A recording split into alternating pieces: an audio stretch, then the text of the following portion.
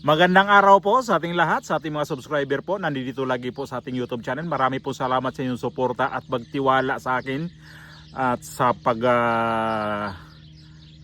panunood sa ating mga vlog, sa inyong mga pag-comment sa ating mga kapwa OFW. Maraming salamat ulit sa inyong pag-subscribe po sa ating YouTube channel. Sa ang lugar diha sa Bohol, sa San Carlos, Pilar, Bohol.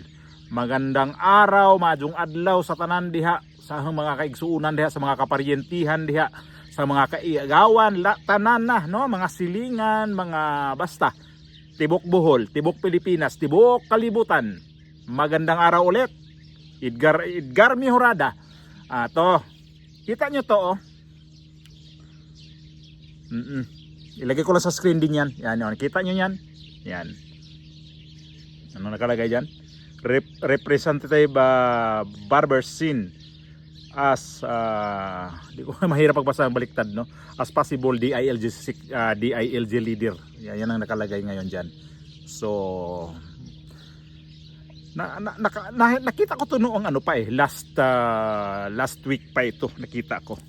So sabi ko totoo kaya to na magkaroon ng rigudo na naman tong cabinet member nitong si Bangag na to. Itong Niwi na to, magkaroon na naman ng pagpalit ng mga liderato sa kanyang mga cabinet secretary. O tama nga naman kasi 1 year ang ano na, yung mga dati niyang mga cabinet secretary ni Nalo, pwede niya hong ibalik yon. At itong isa dito ay ang isa sa mga pinaplanuhan na ibalik sa kanyang cabinet secretary, itong si Binhor Abalos.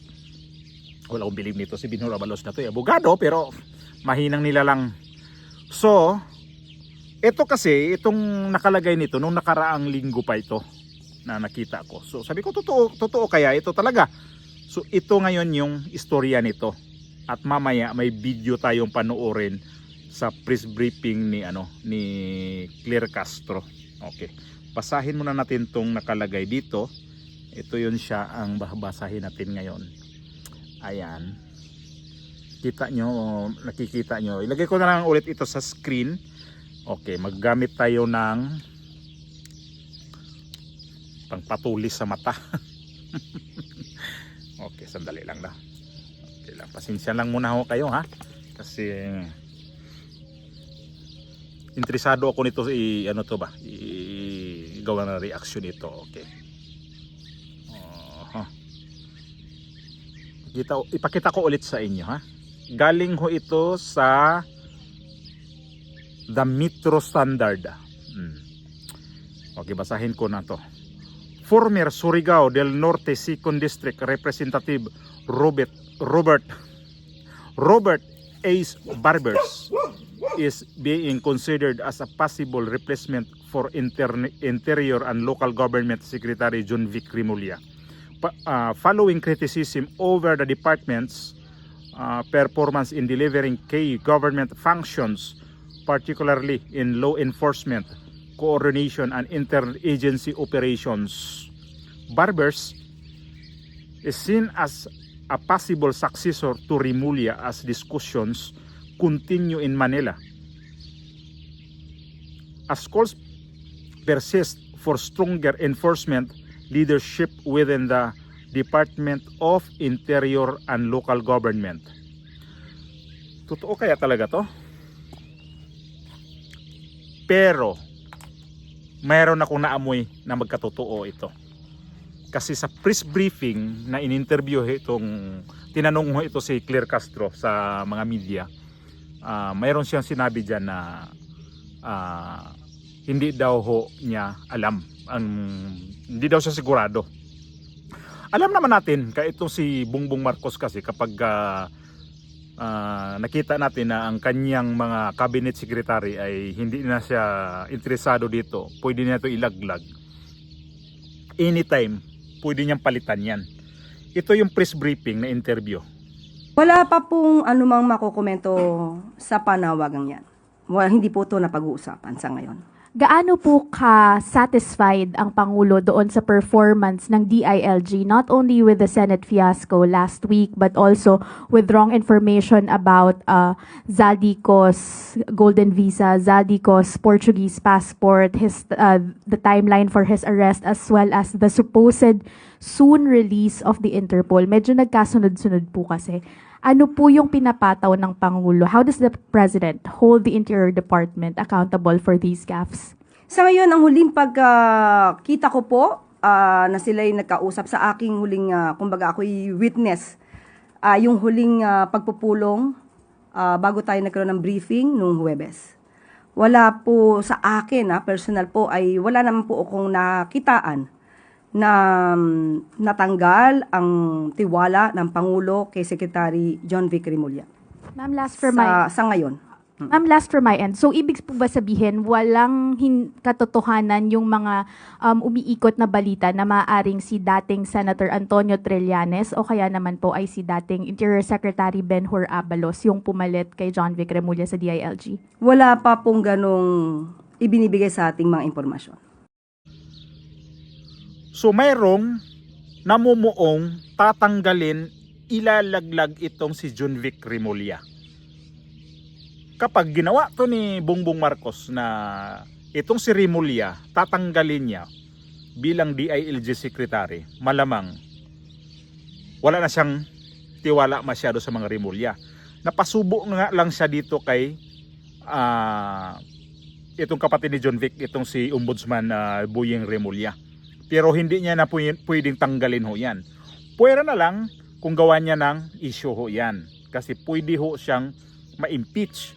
Pero sa ngayon, hindi ho pwede pa yan. Kasi katalaga pa lang yan eh. Kasi yan pa lang ngayon ang naghahabol ng mga may kaso kuno. Kagaya ngayon na lumabas na naman itong si Bunuan at saka ito si Jinggoy Estrada.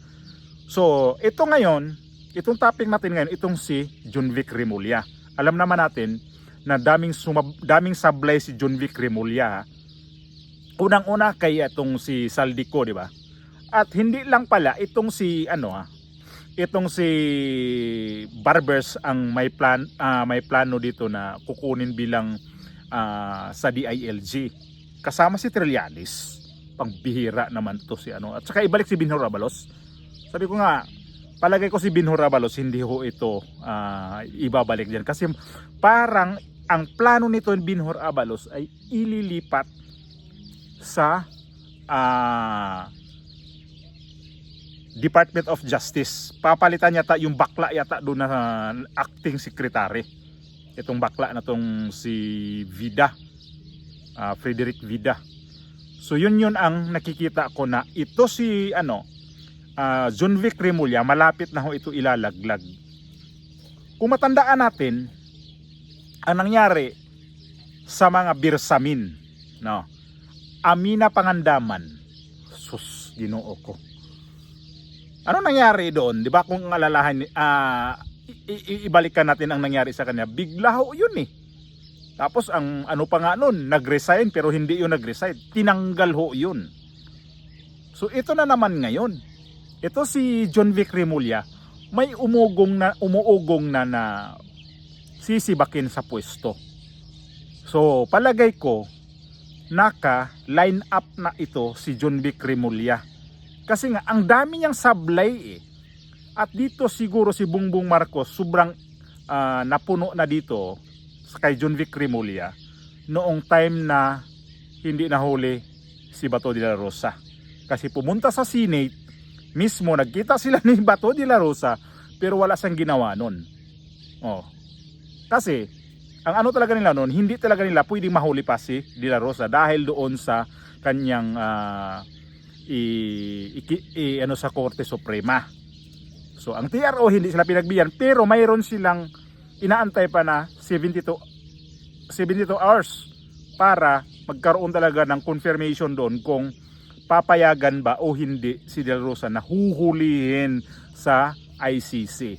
Kaya ngayon, ito si Bongbong Marcos, nakikita ko dito na nabuisit na napuno na dito sa kay Remulla.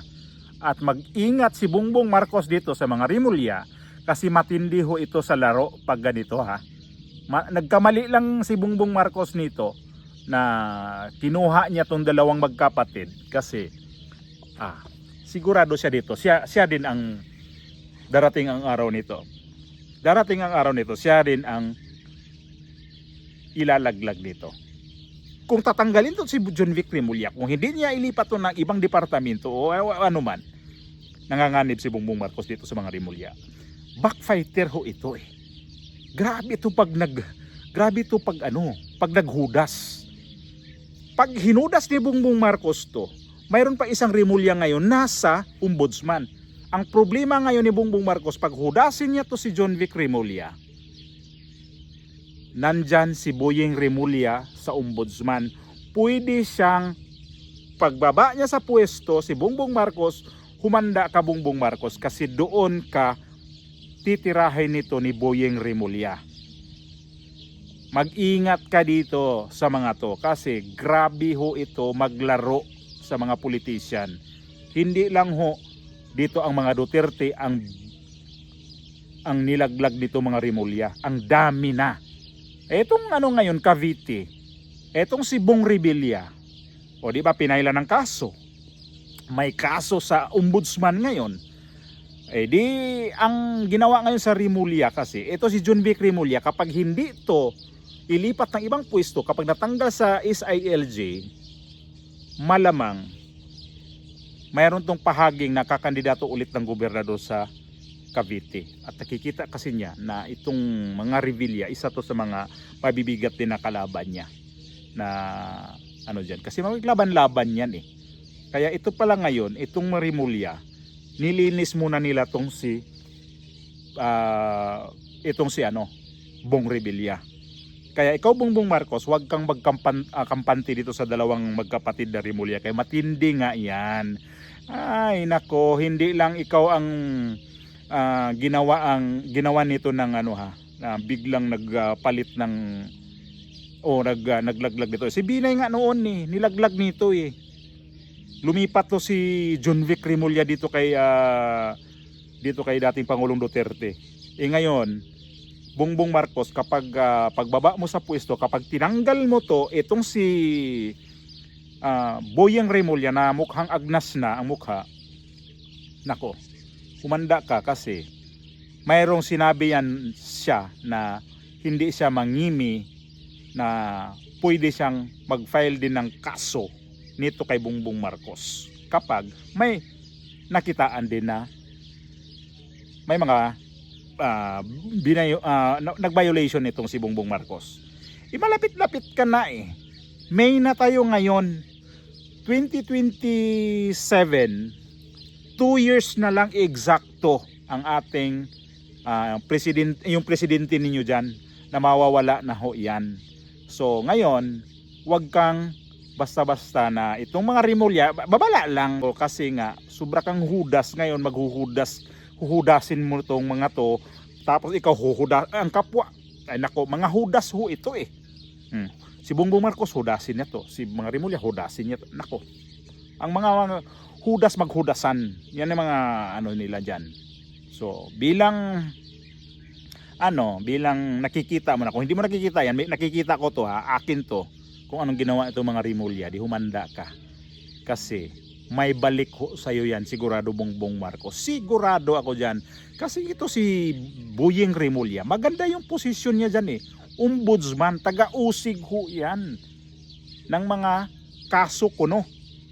Ngayon, kapag ginalaw mo yung kapatid nito, siyempre magkapatid yan eh.